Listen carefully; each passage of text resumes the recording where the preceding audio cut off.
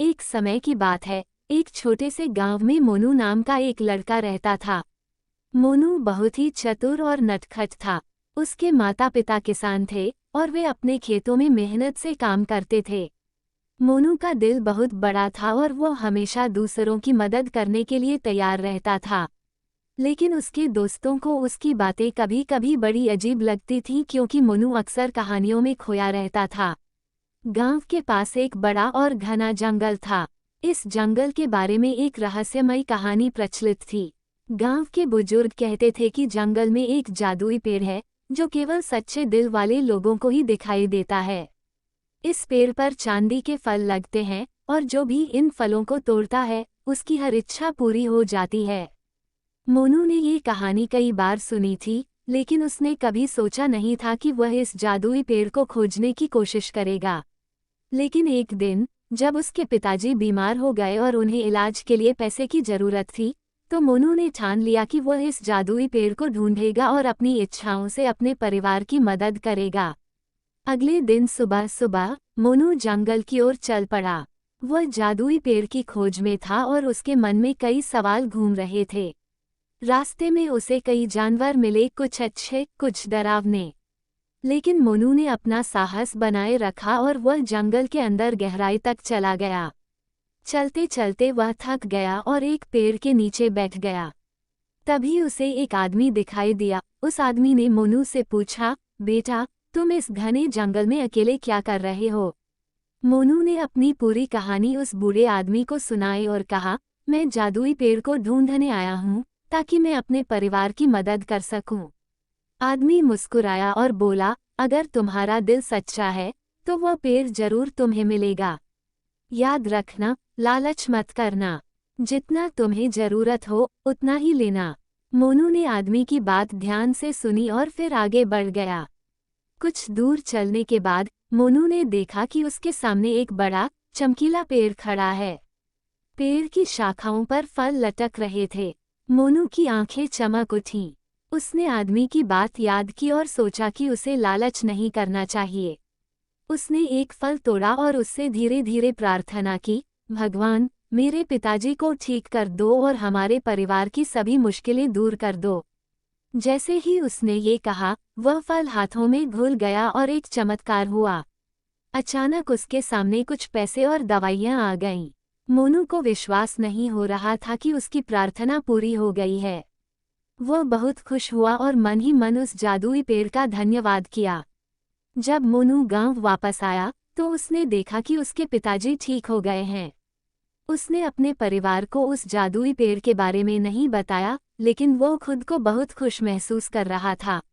अगले दिन मोनू ने देखा कि उसके गांव के एक और किसान की फसल बर्बाद हो गई है और उसके पास पैसे नहीं हैं। मोनू को उस किसान पर दया आई और उसने सोचा कि क्यों न फिर से उस जादुई पेड़ के पास जाया जाए और उस किसान की मदद की जाए। मोनू फिर से जंगल में गया, जादुई पेड़ के पास पहुंचा और एक फल तोड़ा। उसने प्रार्थना की, भगवान, इस किसान की मदद कर दो ताकि उसकी फसल ठीक हो जाए। उसके हाथ में फिर से कुछ बीज और पैसे आ गए। मोनू ने उन बीजों को किसान को दे दिया और किसान की फसल सचमुच ठीक हो गई। धीरे धीरे मोनू गांव के लोगों की मदद करने लगा। अब गांव में मोनू की अच्छाई के चर्चे होने लगे। लोग उसे दुआएं देते और मोनू बहुत खुश रहता था। लेकिन एक दिन मोनू के एक दोस्त राहुल को इस बारे में पता चल गया। राहुल को जादुई पेड़ की बात सुनकर आश्चर्य हुआ और उसने मोनू से कहा, मुझे भी उस पेड़ का पता बताओ। मैं भी अपनी इच्छाएं पूरी करना चाहता हूँ। मोनू ने उसे समझाया, इस पेड़ का जादू केवल जरूरतमंदों की मदद करने के लिए है।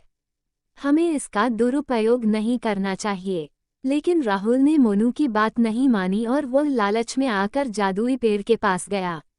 उसने कई सारे फल तोड़े और उनसे बड़ी बड़ी इच्छाएं मांगी। जैसे ही राहुल ने ज्यादा फलों की इच्छा की, अचानक पेड़ ने अपनी सारी शाखाएं समेट ली और धीरे धीरे गायब हो गया। राहुल हक्का बक्का रह गया। वह समझ नहीं पाया कि आखिर क्या हुआ। वह खाली हाथ वापस आ गया और उसने मोनू को ये बात बताई। जब मोनू ने सुना कि पेड़ गायब हो गया है तो उसे बहुत दुख हुआ। उसने राहुल को समझाया, देखो, जादू का मतलब यह नहीं कि हम उसका दुरुपयोग करें। जादुई चीजें केवल मदद के लिए होती हैं, लालच के लिए नहीं। अगर हम दूसरों की भलाई चाहते हैं तो हमें दिल से मदद करनी चाहिए, बिना किसी लालच के। राहुल को अपनी गलती का एहसास हुआ और उसने मोनू से माफी मांगी। उसने वादा किया कि वह भविष्य में किसी भी जादुई चीज का लालच नहीं करेगा। इसके बाद मोनू और राहुल दोनों ने मिलकर गांव के लोगों की मदद करने का संकल्प लिया। वे हमेशा जरूरतमंदों की सहायता करते और लोगों के दिलों में जगह बनाते। मोनू की अच्छाई और चतुराई ने उसे सबका प्यारा बना दिया। गांव में अब एक नई ऊर्जा थी। लोग एक दूसरे की मदद करने के लिए हमेशा तैयार रहते और किसी भी समस्या का सामना मिलकर करते। मोनू की कहानी आज भी गांव के बच्चों को सुनाई जाती है ताकि वे समझ सके कि असली जादू हमारे दिल में है और सच्ची खुशी दूसरों की मदद करने में ही मिलती है। इस कहानी से हमें ये सीख मिलती है कि जादू का मतलब केवल चमत्कार नहीं होता, बल्कि सच्ची खुशी दूसरों की मदद करने में है। हमें कभी भी लालच नहीं करना चाहिए, बल्कि हमेशा अपने अच्छे कर्मों के द्वारा दूसरों की सहायता करनी चाहिए।